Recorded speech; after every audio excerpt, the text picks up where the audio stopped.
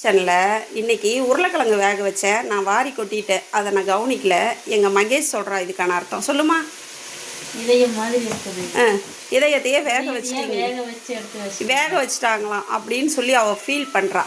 அழகாக இருக்குது, ஹார்ட்டு மாதிரியே உருளைக்கிழங்கு. தெரிஞ்சிருந்தா நான் வேக வச்சுருக்க மாட்டேன், அப்படியே எடுத்து வச்சுருந்துருப்பேன். அக்கா நீங்கள் என்ன சொல்ல விரும்புகிறீங்க? ரொம்ப சந்தோஷம். என்ன ரொம்ப சந்தோஷம். ஏது ஆர்ட் மாதிரி இருக்க உருளைக்கிழங்கு வர்றது ரொம்ப